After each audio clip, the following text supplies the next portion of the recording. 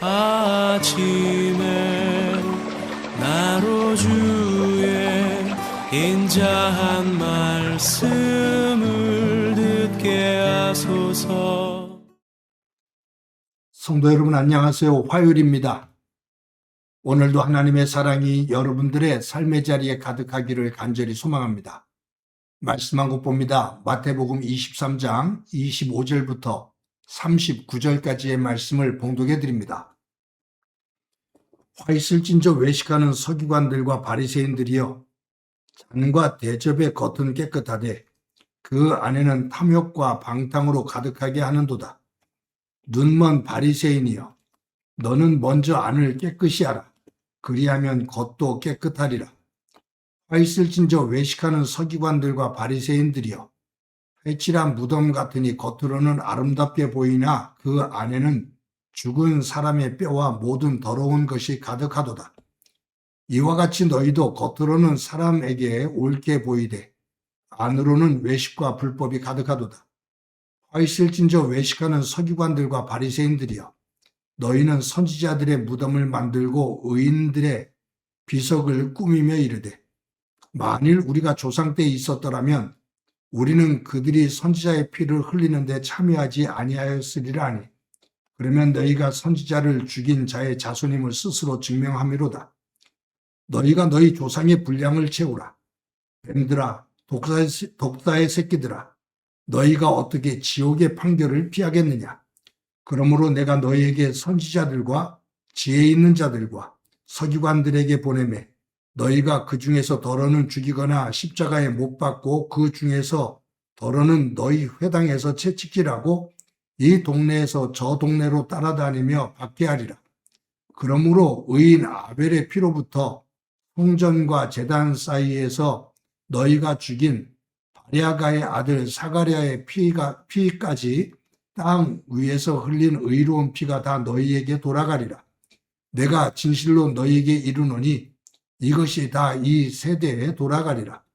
예루살렘아 예루살렘아, 선지자들을 죽이고 내게 파송된 자들을 돌로 치는 자여, 암탉이 그 새끼를 날개 아래 모음같이 내가 내 자녀를 모으려 한 일이 몇 번이더냐.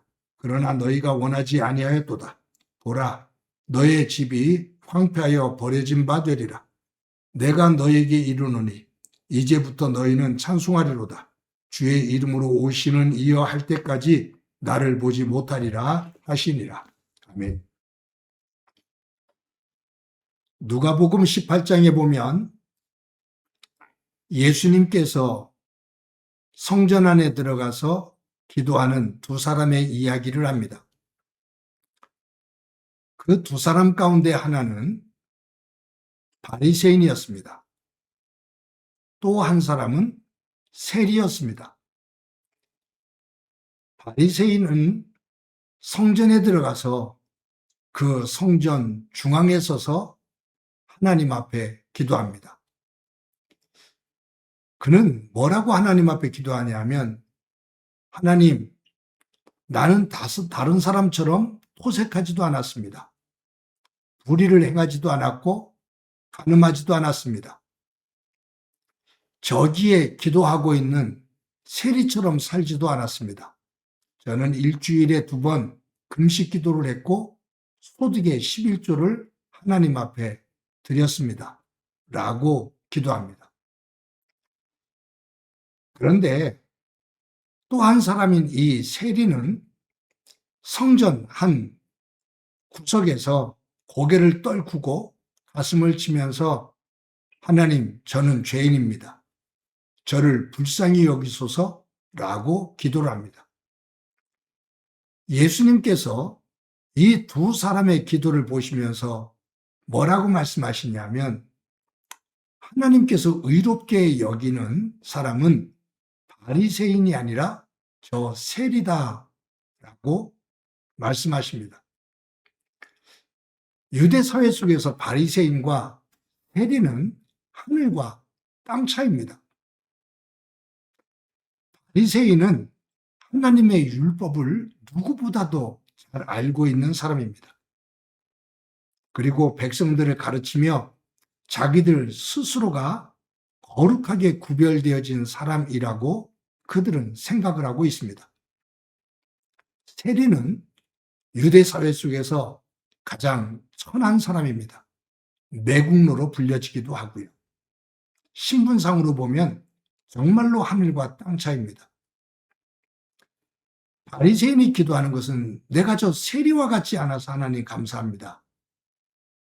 그거죠. 저 세리와 같지 않아서 감사합니다. 저는 하나님 앞에 금식 기도도 하고 11조도 드립니다. 저 불의한 일 행하지 않았습니다. 저 세리처럼 남의 것을 더 많이 탐하지도 않았습니다. 자기의 의의를 이야기하죠. 근데 세리는 하나님 앞에 자신의 죄를 고백해요. 일반적으로 보면 바리새인을 칭찬하죠. 근데 예수님은 아닙니다. 하나님께서 의롭게 여기는 이는 자기의 의를 내세우며 기도하는 바리새인이 아니라 자신이 죄인임을 고백하는 세리를 의롭게 여기신다 라고 말씀하셔요. 무슨 말이냐? 의인은 없나니 하나도 없습니다. 하나님 앞에 내가 이렇게 의롭게 살았습니다. 내가 이렇게 의롭게 행동을 했습니다. 내가 하나님을 위해서 이만큼 살았습니다. 그러니 나는 구원을 받을 자격이 있습니다라고 말할 수 있는 사람은 단 한 사람도 없다 그 말이에요. 하나님 앞에서 의의를 자랑할 수 있는 사람은 한 사람도 없다 그 말이에요. 하나님 앞에서 의의를 자랑하는 것은 교만이지요. 하나님 앞에서는 죄인입니다. 율법 가운데 100가지를 지키든 아니면 100가지를 지키지 못하든 한 가지를 지키지 못하든 하나님 앞에서는 똑같이 죄인입니다. 하나님께서 기뻐하시는 자는 내가 이렇게 살았습니다라고 자신의 의의를 드러내는 사람은 하나님의 은혜를 보지를 못합니다. 하나님의 은혜를 자꾸 축소시킵니다. 그런데 죄인임을 깨닫고 죄를 고백하는 이는 하나님의 은혜를 깨닫게 됩니다. 하나님의 은혜가 더 큽니다. 하나님께서 기뻐하시는 이는 하나님의 은혜 앞에 엎드리는 사람이다 그 말이에요. 예수님께서 화 있을진저 외식하는 서기관들과 바리새인들이여 라고 꾸짖는 이유는 서기관과 바리새인들은 자신들의 의의를 드러내요. 자신들은 다른 사람들보다 거룩하다 그 말이에요. 저 세리들보다 더 거룩하다 그 말이에요. 그런데 예수님께서 화 있을진저 외식하는 자들아 라고 말씀하시는 것이 뭐냐면 너는 겉으로는 바리새인의 옷을 입고 거룩한 것처럼 보이지만 네 속은 시커멓다. 겉은 번들하지만 속은 엉망진창이다 그 말.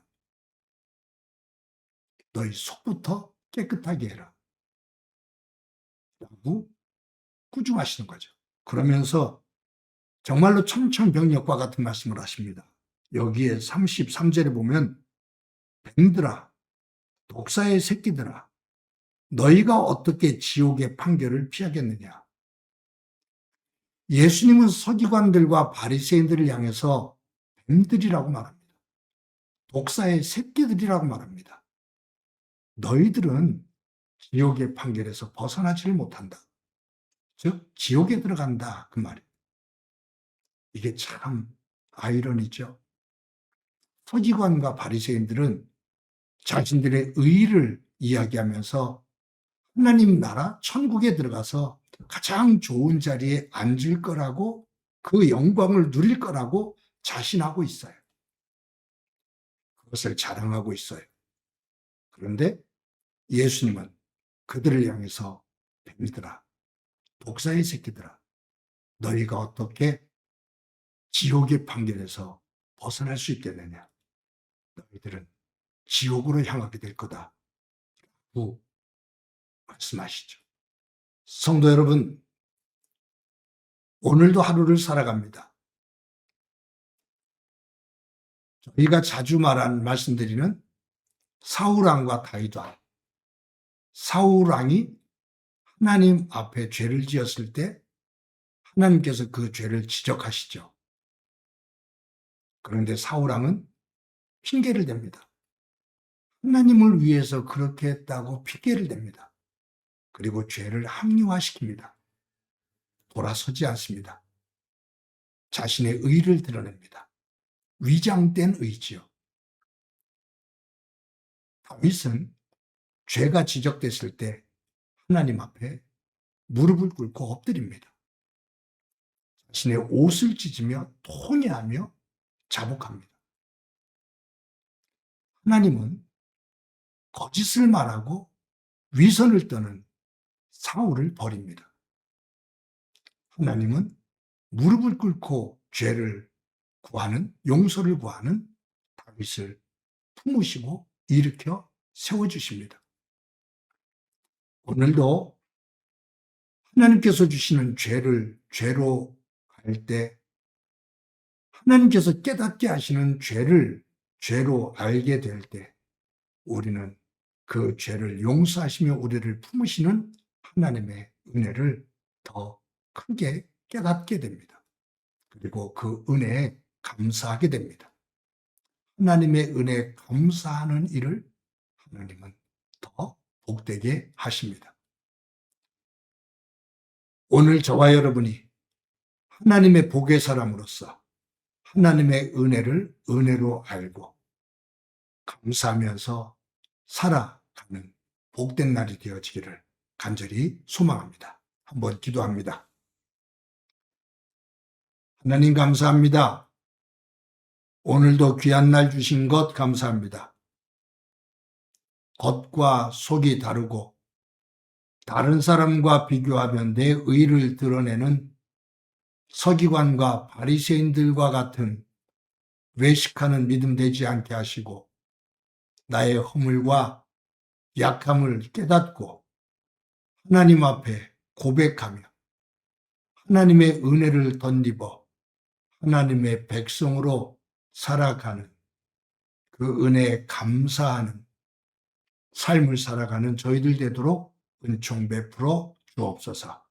오늘도 하나님 안에서 귀한 믿음을 가지고 주님과 동행하기를 소망하며 예수님의 이름으로 기도드립니다. 아멘.